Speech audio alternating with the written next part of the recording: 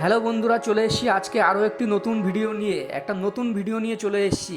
এই মধ্যে সবথেকে ভাইরাল বিষয়টা সারা দেশ জুড়ে তোলপাড় সৃষ্টি করেছে, সেটা হলো ককরোচ জনতা পার্টি।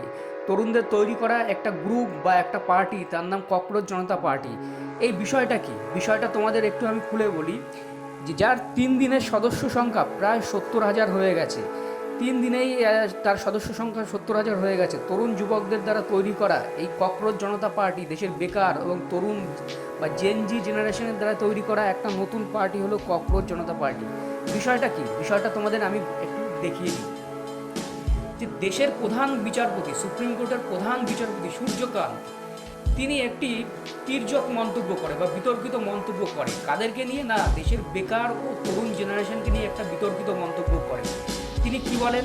যে তিনি দেশের তরুণ ও বেকার যুবকদেরকে তিনি ককরোচ বা তেলাপোকা বা আরশোলা বলে এবং পরজীবী বলে মন্তব্য করে। অর্থাৎ আরশোলা ও পরজীবী বলে দেশের তরুণ যুবকদের তিনি তীব্র কটাক্ষ করেন। এরপর থেকেই শুরু হয় একটা প্রচণ্ড প্রতিবাদ, সোশ্যাল মিডিয়াতে একটা প্রতিবাদ শুরু হয়। তার মতো একজন দায়িত্বশীল নাগরিক বা দায়িত্বশীল পদে থাকা একজন ব্যক্তি কীভাবে তরুণ জেনারেশন বা বেকার জেনারেশনকে এইভাবে মন্তব্য করে, এবং তারপর থেকে জেনজি জেনারেশন বা তরুণ জেনারেশন ক্ষুব্ধ হয়ে ওঠে। তারা সোশ্যাল মিডিয়ায় একটা গ্রুপ তৈরি করে। সেই গ্রুপটার নাম কি? ককরোচ জনতা পার্টি। এবং অভিজিৎ দীপক নামে এক তরুণ সোশ্যাল মিডিয়াতে এই প্ল্যাটফর্মটি সূচনা করে। সেই প্ল্যাটফর্মটি সূচনা করার পর থেকেই তার জনপ্রিয়তা হু হু করে বাড়তে থাকে। এবং দলটির স্লোগান বা এই গ্রুপটির স্লোগান কি? Secular, socialist, Democratic, lazy. এবং তাদের প্রতীক কি? Mobile phone. যে দেশের তরুণ যুবকদের নিয়ে তৈরি করা একটি প্ল্যাটফর্ম। এই তরুণ যুবকরা দিনের পর দিন যে বঞ্চিত, লাঞ্ছিত হয়েছে নানা সরকারের দ্বারা বা নানা মানুষের দ্বারা, তারপর থেকেই এই তরুণ জেনারেশন এইভাবে একটা প্রতিবাদ জানায়। এবং লক্ষ লক্ষ বেকার যুবক, লক্ষ লক্ষ তরুণ যুবকরা এই প্ল্যাটফর্মে যুক্ত হয়, এই ককরোচ জনতা পার্টি গ্রুপে যুক্ত হয়ে যায়।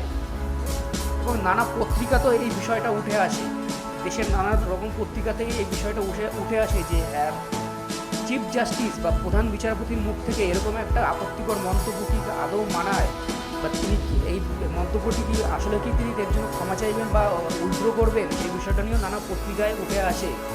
এবং আরও একটা বিষয় আমি তোমাদের দেখিয়ে দিই, যে এই ককরোচ জনতা পার্টি এটা কি? যে বেকারদের তৈরি করা একটা সোশ্যাল মিডিয়া প্ল্যাটফর্ম, যারা আর চুপ থাকবে না। বেকারদের সাথে যে বঞ্চনা, নানা সরকারের দ্বারা যে বেকারদের সাথে যে বঞ্চনা, সেটা নিয়ে এই তরুণ জেনারেশনের তৈরি করা একটি প্ল্যাটফর্ম, যার সদস্য সংখ্যা মাত্র 3 থেকে 4 দিনেই প্রায় 14.1 মিলিয়ন। ইনস্টাগ্রামে তার ফলোয়ার সংখ্যা 14.1 মিলিয়ন ছাড়িয়ে যায়, যা কংগ্রেস ও বিজেপি এবং আম আদমি পার্টিকেও ছাড়িয়ে যায়, তাদের জনপ্রিয়তাকেও ছাড়িয়ে যায়। কিন্তু এই ঘটনা ঘটার পরই কেন্দ্রীয় সরকার বা ভারতবর্ষের বর্তমান সরকার সক্রিয় হয়ে ওঠে। এবং তারা কি করে? এই তরুণ জেনারেশনের তৈরি করা যে সোশ্যাল মিডিয়া প্ল্যাটফর্মকে তারা নিষিদ্ধ করার চেষ্টা করে। এবং ককরোচ জনতা পার্টির এক্স হ্যান্ডেল নিষিদ্ধ হলো ভারতে। জনপ্রিয়তা বাড়ছে বলেই কি অভিযোগ উঠছে, অর্থাৎ সোশ্যাল মিডিয়াতে বা বিভিন্ন টিভি চ্যানেলেও এইগুলো দেখানো শুরু করেছে। তাই এই হলো বিষয়, যে দেশের তরুণ যুবকদের নিয়ে তীব্র মন্তব্য করলে তার পরিণতি কি হতে পারে, সেটা তরুণ জেনারেশন দেখিয়ে দিয়েছে। এটুকুই আমার জানানোর, যে ককরোচ জনতা পার্টি হলো তরুণদের তৈরি করা একটা সোশ্যাল মিডিয়া প্ল্যাটফর্ম। এটুকুই আমার জানানো ছিল। তোমরা ভালো লাগলে ভিডিওটি শেয়ার করবে, লাইক করবে এবং সাবস্ক্রাইব করে দেবে। ধন্যবাদ বন্ধুরা।